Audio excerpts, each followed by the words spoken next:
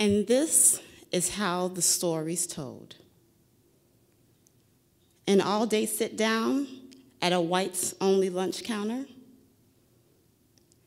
1,000 arms of youth and adults linked at the elbows, a firing line of water hosing down children, a pack of dogs unleashed, a governor's proclamation, segregation now, segregation tomorrow, and segregation forever. A letter from a Birmingham jail,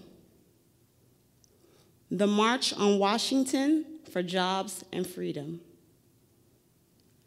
a devastating explosion killing 4 young girls at 16th Street Baptist Church. An unstoppable force of students demanding equal rights for all. A call to action etched in our memories through the I Have a Dream speech. A world forever changed. The movement that transformed the world. We gather here in Birmingham reflecting on the 50th anniversary of the events in 1963. These historical occurrences were pivotal. They turned the tide of the civil rights movement, leading directly to the passage of voting rights legislation for generations to come. And we cannot, as we reflect upon those turning points, underestimate the role children played, offering up their tenacity and courage to stand up in the face of injustice.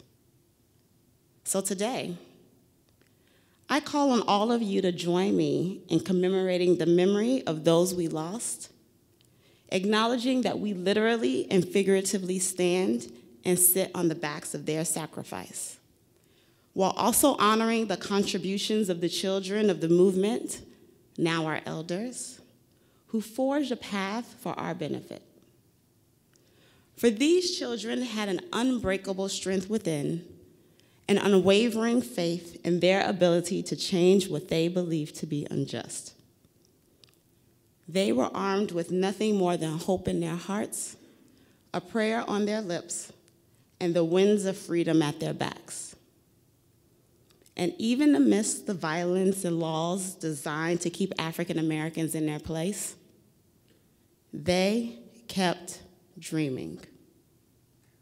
And because they kept dreaming, they gave us today the seeds of courage that have bloomed into visions of a life they never imagined as reality in their lifetime, but dreamed as reality for our lifetime. I didn't know it as a child, but my parents were dreamers. In his early 20s, February 29th, 1971, my dad immigrated from Nigeria to the United States for the promise of the American dream. He left the comfort of his home, the security of his family, the love of his wife and 2 eldest sons, to take a risk to pursue the hope of opportunity, to start a new life where he could eventually send for my mom and brothers. My parents' first language is Yoruba. At school growing up as a child, starting in 1st grade or so, I was ridiculed mercilessly. People would make ignorant comments asking my parents whether it was really true that elephants roam the street, like in the movie Coming to America. Adults and kids would ask me if we chased squirrels back in Africa because Africans were so poor, that's all we could eat. I even remember a teacher asking my parents to bring one of us with them for a conference because even though my parents spoke fluent English, the accent was too thick and they couldn't understand what my parents were saying. Typically, these moments happen within the first 30 seconds of a conversation, and they were so demeaning, so traumatizing, that they often cause moments of discomfort for our family. My siblings and I would look at my parents annoyed and in disbelief because they had decided to respond calmly or to simply just ignore it. it was the elevator rides up Lawless Gardens, our apartment complex, that were the most embarrassing. Push the button 16, please. Here I come, holding with bated breath as the elevator gets packed like sardines, and then it begins. Kids staring me up and down, talking to each other, asking, "What is she wearing?" Mom asks me a question, and I'm squirming, fully mortified, wondering, why couldn't she wait until the 16th floor to talk to me? Kids mimicking her words as a joke, because the dialect was foreign, and despite the fact that we looked just like them to the outside world, we were aliens. So when Mom addressed me in Yoruba, I would pretend I didn't hear because the kids were too loud. And when she tried again, I would respond in English. And then she would go into her rant. "Amariola, Ayinke, get on share you." "Susan, what is wrong with you?" This pattern went on and on for years, to the point that today, I can fully understand Yoruba spoken, but cannot speak it fluently because my dialect is off. I was smiling on the outside, but an angry child inside, as the world around me reinforced and encouraged my resentment towards my parents. And the very village they expected to honor, educators and community members, was consciously and unconsciously breaking us down.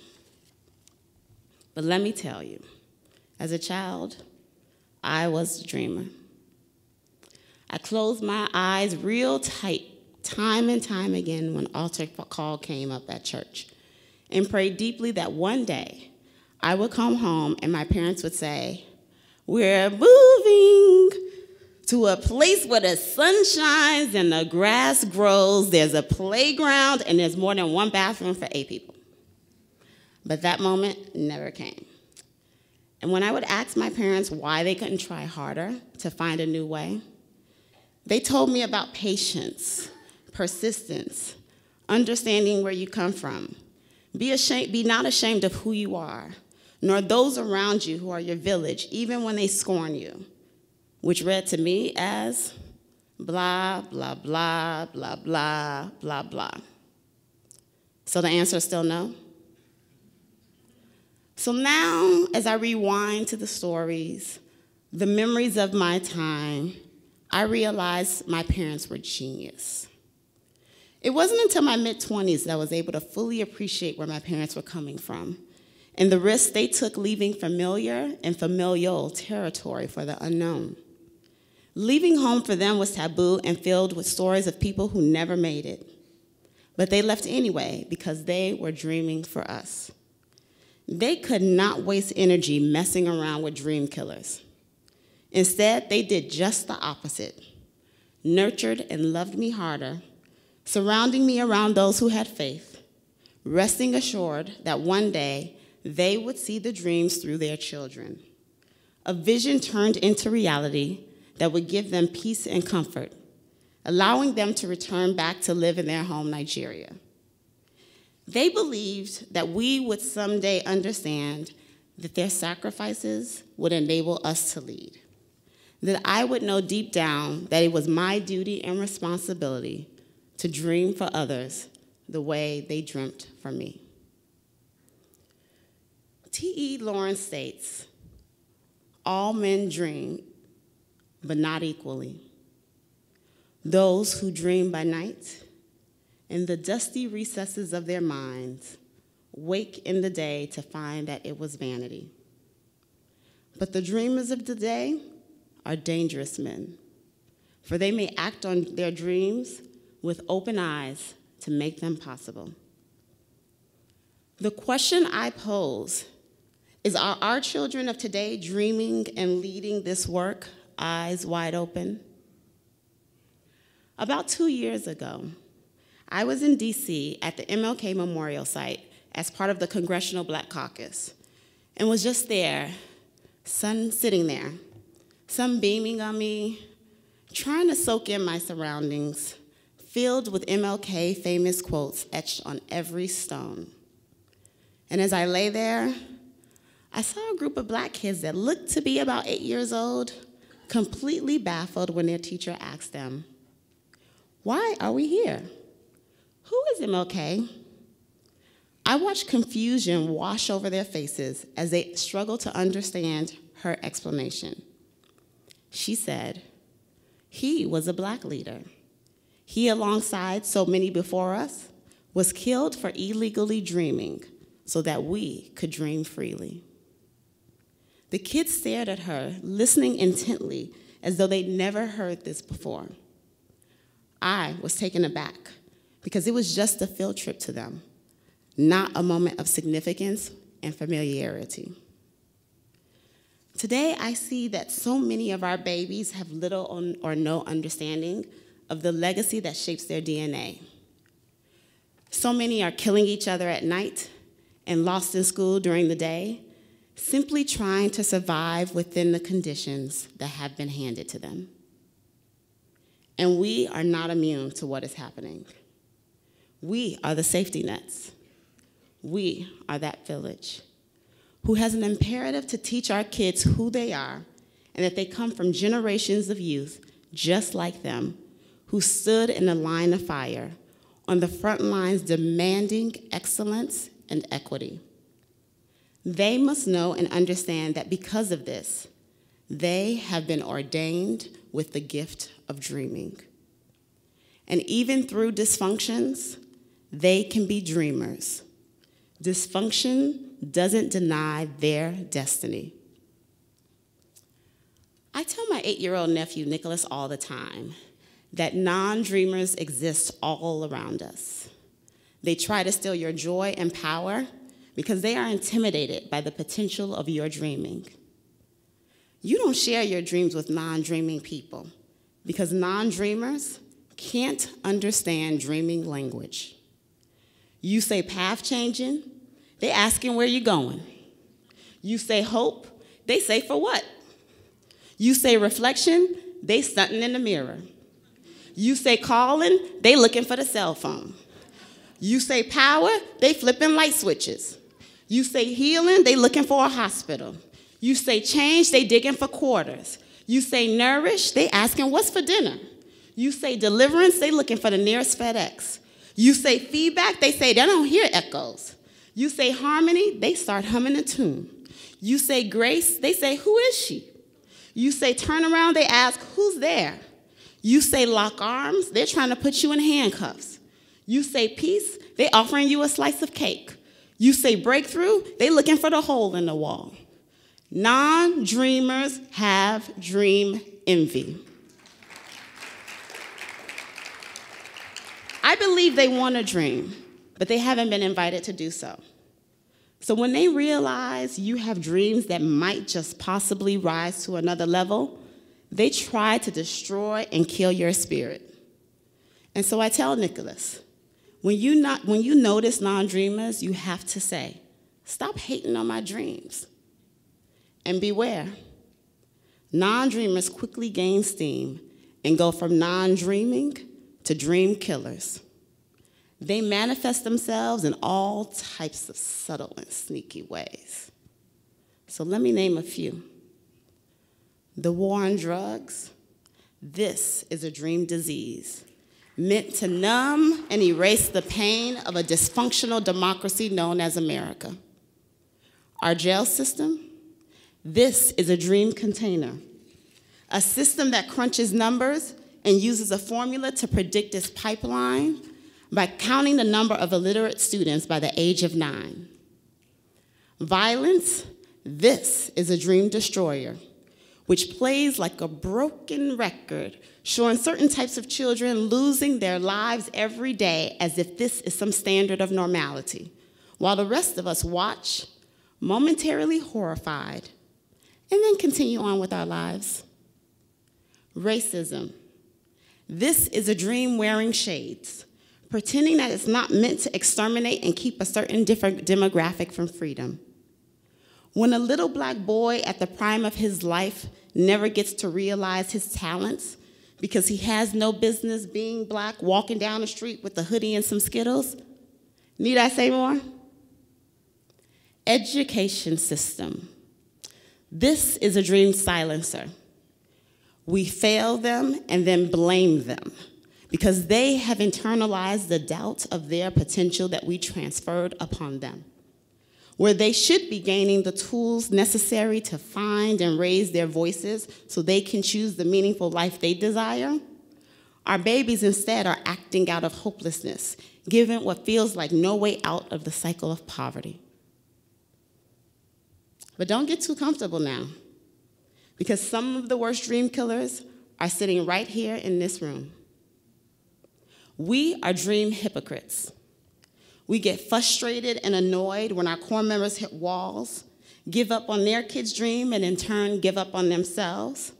As a result, we give up on them, ignoring humanity, losing perspective, and totally forgetting that we are not modeling what we preach. We forget that as we turn our backs on them, our teachers are still stewarding children's journeys and going into the world to shape the direction of this country. Do we leave them behind? Do we really not care that our core culture shows us that they are not with us? Or do we work arm in arm with our teachers? We are dream straddlers. We are here because we made an adult choice to teach for America. But then we sit in the middle straddling the criticism and the desire to work here.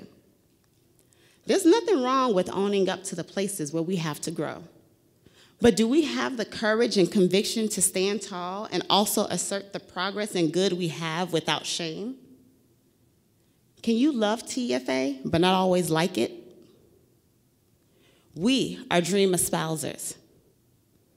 Ever heard of the story of everyone espousing the benefit and need of diverse perspectives?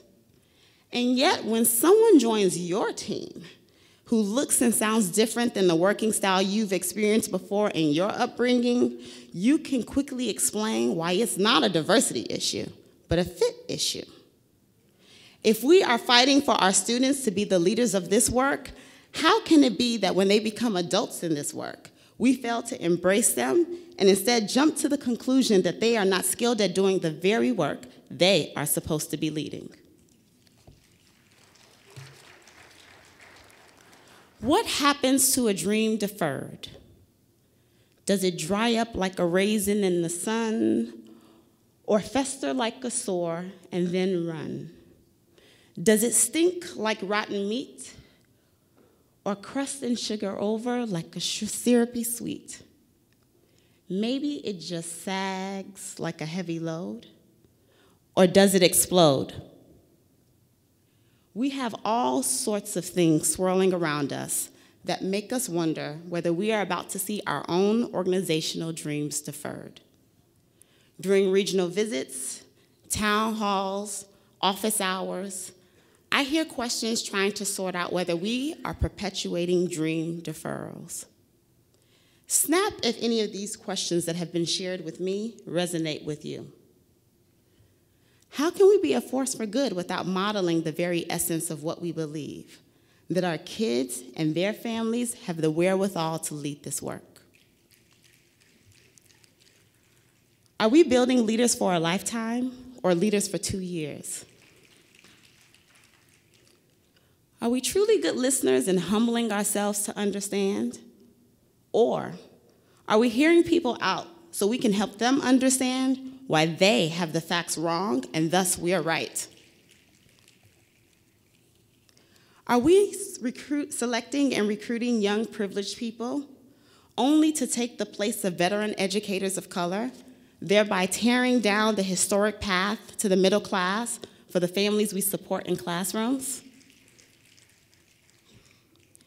Are we trying to force our students to fit into boxes of academic achievement that were never designed with them in mind and for their success?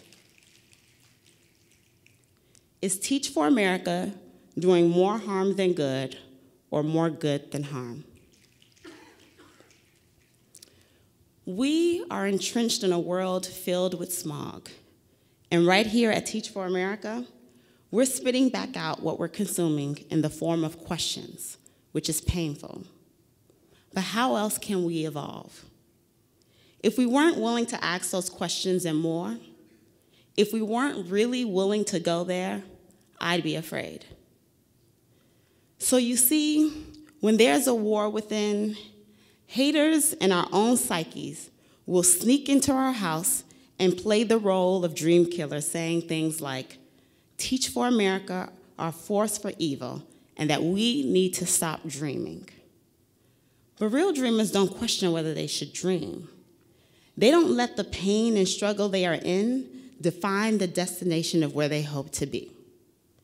They simply say, like I did when I was a child, like what I tell Nicholas, "Thank you for hating on me, because if it hadn't been for you, I would not be who I am today, or able to get to the place I need to be tomorrow. Your hateration accelerated my elevation." My brother, who's the principal for Chicago Public Schools, and I have spirited discussions about the state of education and education reform. He is my rock and source of humility. When I tell him about the philosophical debates and questions that come up in our organization, he shakes his head. And he's done that so often that you can imagine little old me, I get real disturbed because it perturbs me to be dismissed with a nod. So recently, I asked him to stop shaking his head and just say it like it is. He said, "You aren't ready." I said, "I was born ready." He said, "I think it's great that you all are pushing yourself to be better today than you were yesterday and to look towards tomorrow." He also said, "Y'all lack perspective. While you're having the war within, our kids are killing themselves each day around the corner because they have nothing to live for. While y'all debating each other, our families are trying to merely survive. While y'all got your nose up in the air, hoity-toity, espousing what it should be, the rest of us down here trying to get it done, despite at every turn being knocked back down. So when y'all done philosophizing and theorizing, can you please come back and join the rest of us? The community members have enough dream killers facing them. They don't need you over there doubting whether it's possible. They are depending on you to remind them that there's a way through, that you have their backs, and you're pushing them forward in the process. People before us died for the struggle. I think we can push a little bit harder because we all sit in the seat of privilege. And with that privilege, the least you can do is get your mind right, shut up, put up, and turn your pain to purpose, because you have no right to be tired. My goodness, what did y'all think y'all were doing? This is the work. Well, my brother is on to something. We tell our core members all the time, what do you think you signed up for? This is the work. We ought to be asking ourselves that same question. What did we think we signed up for? Of course there are going to be questions and doubts. Was it a straight line from Montgomery in 1955 to Birmingham in 1963? It was years of struggle, years of disagreement, years of fear. But when you take the long view, history is on our side. At the corner of this pain and possibility is the intersection of hope and destiny. From fading prospect for immigrant children to growing support for the DREAM Act. From Solomon Northrop's 12 years as a slave to Barack Obama's 8 years as president. From assimilationist boarding schools to Albuquerque's Native American Community Academy. From Stonewall to marriage equality. From the Asian Exclusion Act to rising voices demanding equal rights for the invisible. From segregation now, segregation tomorrow, to one day, all children. In our own way, all of us in this room at Teach for America have seen the promise of progress with hope that would have been unimaginable to many who started this endeavor over 20 years ago. From good teaching is good teaching to Common Core-based content instruction. From teaching is leadership to student leadership pilots in Milwaukee and McAllen. From pure skill building to the inclusion of values and reflection as a powerful engine of leadership, from a diversity statement to culturally responsive teaching, from a one-size-fits-all organization to the operating model customized to fuel local visions, from SPED as placement area to joining the special education movement. It's going to take initiatives just like these and ones we haven't even conceived of yet to get us to the next place. But we also have to commit to carry through unwavering belief even in the midst of doubt, anger, hurt, frustration, confusion, and the list goes on. Now more than ever, I believe we have to be a dreaming organization, calling upon the spirit of those old school dreamers in our lives and the life of this nation, the torchbearers, those who were once children who paved the road before us, to help us remember that we might bend, but we do not break. We must draw strength from the students who marched before us, the impoverished youth facing destruction, and our students sitting in core members' classrooms across the nation who want to and must dangerously dream during the day. It is the collective duty and privilege of all of us, everyone in this room, to stop wasting energy hating on your own dreams or the dream of others, but to empower the next generation of student leaders as they fight for justice. What are you going to do about it? Are you up for the challenge? There's a war within, but I'm still dreaming. Are you?